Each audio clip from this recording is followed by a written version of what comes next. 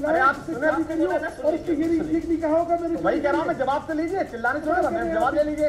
आप जो घी है उसे हटाओगे, जो लुटेरे एक दूसरे के साथ मिलकर लूट रहे हैं, जो 9 साल ये लूटते हैं 10 साल सुन लीजिए। सुधांशु आप लूट लेना करेगा सुनिएगा मुफ्ती साहब, पहली बात तो बहुत देर से कभी आप घर ले जा रहे हैं, आधा घंटा बात कर दिया, कौन सी कविता सुना दी आपको, कौन सी रंग सुना दी, बात कर रहा हूँ। पहली बात तो हमने पूरे देश को धोखा दिया और बाकी भारतीय जनता पार्टी ने, कांग्रेस ने और आपने देश का साथ दिया। बहुत अच्छा, तो देश तय कर लेंगे। आप तमीज से बोलिए, मैं जानता हूं ना कितना तमीजदार हूं आप बकवास शब्द इस्तेमाल करेंगे और दीपक हमने देश को धोखा दिया होगा तो हमारा ईश्वर, हमारा जन्म, हमारा भाग्य हमें धोखा देगा। लोग जूते मारेंगे सड़क पर, लोग देखेंगे क्या बोल रहे हैं, निश्चित रूप से हमारा अपराध माना जाएगा। अगर हमने सचमुच काम सही कर रहा होगा तो जनता साथ देगी। किसी ने बुलाना चाहिए आपको, अभिषेक मनु सिंघवी को बुलाना चाहिए आपको, महाबल मिश्रा को बुलाना चाहिए जिनके खिलाफ रेप का चार्ज है, आपको बुलाना चाहिए कलमाडी को, आपको बुलाना चाहिए।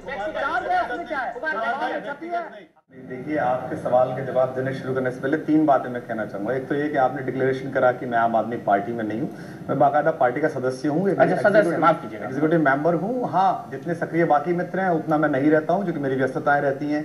दूसरा, मैं कल भी एक चैनल देख रहा था, पत्रकार होने के नाते और आपका मित्र होने के नाते मेरी 3 शिकायतें और एक निवेदन है, छोटे छोटे एक लाइन के हैं। पहला तो यह है कि इसी चैनल के आपके सबसे पहले शो में मैंने 7 सवालों का जवाब दिया था इन्हीं मुद्दों पर, जिनमें से एक भी बाइट नहीं चली। कल मुझे बुलाया गया था 5:58 पे, मुझे कहा गया कि आप मत आइए, हम मार्कंडे काटजू पे कर रहे हैं। उसके बाद मैं घर में आराम से बैठा रहा, रात में पता चला कि आप कह रहे हैं कि कोई नहीं आया। तो ये तीनों बातें ऐसी हैं कि जिन पे एक सामर्थ्यवान और जिम्मेदार पत्रकार होने के नाते दीपक भाई आपको या तो कहना चाहिए कुमार भाई बात आंदोलन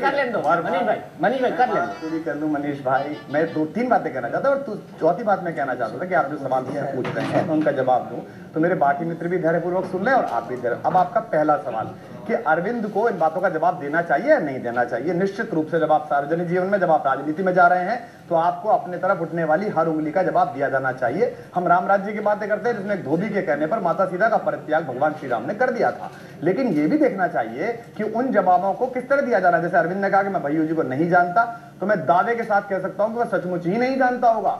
उसके जो कंसर्न है, उसकी जो सोच है, उसका काम करने का तरीका है, उसमें भैयू जी प्रासंगिक नहीं है। अग्निवेश को वो जानता है, उन्होंने कह दिया मैं जानता हूं अग्निवेश जी को, पर वो ये भी नहीं जानता कि अग्निवेश हरियाणा सरकार के पूर्व मंत्री रहे। मैं जानता हूं भैयू जी को, मैंने वो सुमन वाला कांड देखा है, वो डीएनए रिपोर्ट का मसला देखा है, जिसकी सुप्रीम कोर्ट में 9 मई को हियरिंग है कि उनकी एक शिष्या ने आरोप लगाया है कि उसके पास जो बच्चा है वो भैयू जी महाराज का है। सियाराम शूटिंग में जब वो ऐड करते थे, मैं तब से भैयू जी को जानता हूं, तो मुझे सच बोल देना चाहिए। तो अरविंद ने अगर ये बोला है तो मैं मानता हूं कि उसको सचमुच ही नहीं पता होगा। आपके जो प्रश्न है जो मुझे पता होंगे, मैं दीपक जी आपके शो पे लाइव दावा कर रहा हूं, एक पंक्ति झूठ नहीं बोलूंगा और बड़े आराम से आपको जवाब। तो चाहे प्रशांत भूषण का मसला हो, चाहे किसी का मसला हो, उत्तर देने में ना हमने कभी देरी की है, ना आज मैं देरी कर रहा हूं। अपने को बचा लेते हैं, कोई बचाने का आंतरिक लोकपाल बनाने की घोषणा मैं बता रहा हूं, मैं बता रहा हूं आपसे, मैंने कब किया था? बिल्कुल बता रहा हूं। अगर ये खाली कागज है, दीपक चौरसिया इस पर लिखकर दे दें, अगर 1 हफ्ते के अंदर आंतरिक लोकपाल आपको ना बुला ले तो मैं पार्टी छोड़ दूंगा। 3 महीने गुजर चुके हैं, किसी आदमी ने कुछ लिखकर नहीं दिया है। लोकपाल किसी आदमी ने, अरविंद केजरीवाल ने, आप बात सुनिए, बिल्कुल वो हमारे एक लोकपाल है एडमिरल रामदास भगवती शर्मा, सुधांशु जी भगवती जी को जानते हैं, उनका फोन नंबर है, लाइव मिलाकर पूछ लीजिए। उनके पास आज तक हिंदुस्तान से किसी आदमी ने लिख के नहीं दिया है। उन्होंने कहा लोकपाल होने के नाते मैं घर पूछने तो जाऊंगा नहीं। आज दीपक चौरसिया लिख कर दे दें, हफ्ते भर में अगर वो ना बुला लें तो मैं आम आदमी पार्टी छोड़ दूंगा। मैं उनमें से नहीं हूं कि जांच हो जाएगी, फला होगा, गडकरी जी कहते हैं। मैं पहली बात तो मैं डिक्लेरेशन कर दूं कि मैं किसी भी आरोप के जवाब से पीछे नहीं हूं। आप जो भी पूछेंगे, दीपक जी पूछे, आप पूछे, मैं ये नहीं कहने वाला हूं कि मैं भैयू जी को नहीं जानता या मुझे पता नहीं। मुझे जो पता होगा मैं बताऊंगा। दूसरे, मैं इस बात से बहुत प्रसन्न हूं कि सुधांशु जी और महाबल मिश्रा जी दोनों एक स्वर में बोल रहे हैं, और ये बोलना ही है क्योंकि दोनों के साथ ही उस तरह की समस्याएं हैं। जहां तक आप कह रहे भैयू जी लेकर आए, महाबल मिश्रा जी, मैं बता दूं मैं आंदोलन को अमन संचालन कर रहा था। दिन भर में 75 एजेंट आते थे। मैं आरजी के निकट हूं, मैं एसजी के निकट हूं, मैं अहमद पटेल से बात कर रहा हूं। उनसे सबसे अरविंद नहीं मिल सकता था। अरविंद को यह भी चिंता थी आंदोलन कैसे चला, अरविंद को भी चिंता थी अन्ना का स्वास्थ्य सही हो। लगातार अन्ना से बातचीत इस बारे में होती रहती थी कि आप छोड़ दीजिए, आप बात करिए या आप मत करिए अनशन। और अन्ना ने पहली बार अनशन नहीं किया था, अन्ना ने उससे पहले 14 दिन का अनशन किया था। इसलिए अन्ना ने कहा था कि तुम लोग मत रखो, मुझे पता है अनशन कैसे रखा जाता है। इसलिए मैं किसी आरोप को नहीं कह रहा। भैयू जी आए थे, मैं भैयू जी को पहचानता हूं। भैयू जी से मैंने ये कहा था, भैयू जी को लाइव स्टूडियो में कि आप बोलेंगे प्रभु महाराज, आप बोलेंगे? नहीं मैं बोलूंगा नहीं। जैसे हम मिलके आते हैं सलमान खुर्शीद से और आके कहते हैं भैया सलमान खुर्शीद ने बहुत डांटा हमको, ये बात कही है। भैयू जी को क्या तकलीफ थी? आते और बोल देते। ट्रांसपेरेंसी का मसला था, आज भी है। जो अंदर है वो बाहर है, जो बात हुई है वो बाहर सबके सामने होगी। भैया जी आध्यात्मिक गुरु हैं, वो किसके लिए काम कर रहे थे? सरकार के लिए कर रहे थे, अन्ना के लिए कर रहे थे, आम आदमी के लिए कर रहे थे, और तब बोल रहे थे तो आज क्यों नहीं बोल रहे? उसी समय बोलते। और अगर महाबल मिश्रा जी आपकी सरकार को अन्ना के स्वास्थ्य की इतनी चिंता थी और है, तो आपकी सूचना के लिए बता दूं, अन्ना हजारे दोबारा अनशन करने जा रहे हैं। अपनी मैडम को कहिए कि जल्दी से लोकपाल पास करें, अन्ना जी का स्वास्थ्य खराब हो जाएगा। उस समय आप नहीं करेंगे। आज आप अन्ना हजारे जी के स्वास्थ्य को लेकर चिंता है। अन्ना को आप इतना सामान्य और सरल आदमी समझ रहे हैं कि अरविंद केजरीवाल के कहने पे चल जाएंगे, कुमार विश्वास के कहने पे चल जाएंगे। उन्होंने पहले चलाया तो आपने ही था।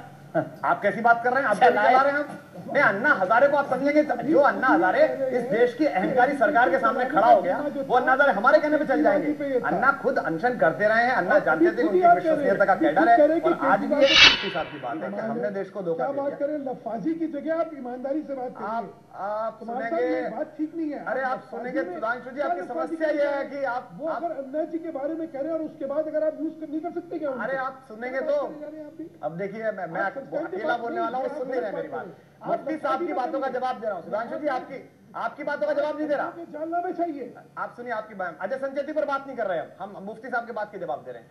मुफ्ती साहब ने जो मुझसे बात पूछी है, दो बात, अंजलि दमानिया पे बात नहीं कर रहे हैं, मयंक गांधी पे बात नहीं कर रहे हैं, हम भी वो आपके जो तीसरे है ना प्रशांत भूषण पर बात कर लीजिए, मैं कर रहा हूं, उनके ऊपर भी भ्रष्टाचार कर रहा है, उन पे बात नहीं कर रहा। जहां तक बातें कही हैं, दो बातें कही हैं उन्होंने, मुफ्ती कासिम साहब ने, अपने हमून कासमी साहब ने, उन्होंने एक बात तो ये कही है, हमने देश को धोखा दे दिया। तो जैसे जैसे आंदोलन चला, देश ने भी देखा, मीडिया ने भी देखा, अगर हमने देश को धोखा दिया होगा तो हमारा ईश्वर, हमारा जन्म, हमारा भाग्य हमें धोखा देगा। लोग जूते मारेंगे सड़क पर, लोग देखेंगे क्या बोल रहे हैं, निश्चित रूप से हमारा अपराध माना जाएगा। अगर हमने सचमुच काम सही कर रहा होगा तो जनता साथ देगी। एक व्यक्तिगत आरोप उन्होंने लगा, इसका जवाब मुझे देना नहीं चाहिए था, पर चूंकि वो बोले, उन्होंने मुझसे कहा तुम 20,000 के थे 1 लाख के हो गए, ये मेरा काम है। मैंने किसी को रिवॉल्वर तो लगाई नहीं कि भैया तू मुझे कितने पैसे दे कविता पढ़ने के, या मैं टैक्स ना दे रहा हूं, या मेरे ऊपर टैक्स का छापा ना पड़ा हो। महाबल मिश्रा जी की सरकार ने सबसे पहले तो मुझे पकड़ा था कि मैं ही सबसे बड़ा अंबानी हूं, मेरे पास ही पैसे हैं। तो ये लगातार चर्चा चलती है। मैं तो अपने साथ जितना युवा था, जितनी क्षमता थी, प्रतिभा थी, कविता थी, भाषा थी, उसे लेकर भ्रष्टाचार के आंदोलन में कूदा, और जो भी उसके लिए लड़ता रहेगा उसके पीछे चलता रहूंगा। और जब लगा आंदोलन जो है थोड़ा सा ढुलमुल हो रहा है, पार्टी बन रही है, तो पीछे से धीरे से निकल के कुमार विश्वास साइड वाली गली में। आपको ये कैसे लगता है कि धीमे से? आपको लगता है कि मैं हर समय हूं, मैं 24 घंटे साथ हूं, दिन रात साथ हूं। और जिस दिन वहां भी अगर अरविंद केजरीवाल हमारे सारे साथियों को परिवर्तन के लिए चुनाव लड़िए कुमार जी, तो आप जनता चाहेगी हमारे आप जैसे निश्चित रूप से वक्ता, उसके लिए दीपक चौरसिया जी, चूंकि आप नहीं वोट दे पाएंगे, मेरी पार्टी के सदस्य नहीं है, जिस विधानसभा में मेरे पार्टी के लोग कह देंगे कि कुमार विश्वास हमारा कार्यकर्ता है, आप चुनाव लड़िए, मैं लड़ लूंगा। अरविंद रहता है पार्टी कभी में, वो है ही ऐसा। अरविंद आज दुनिया के सारे ऐप अरविंद केजरीवाल में, वो अहंकारी है, वो बदतमीज है, वो एरोगेंट है, वो भ्रष्टाचारी है, उसने पत्नी का ट्रांसफर नहीं होने दिया।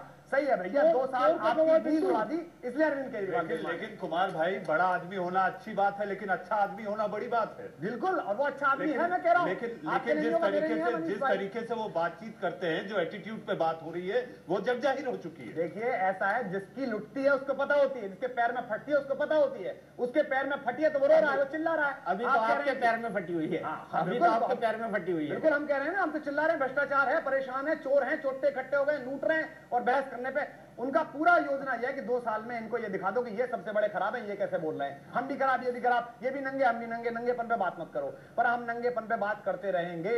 आप हमारे नंगा कहते रहिए, देश जानता है कौन नंगा कौन नहीं नंगा होगा।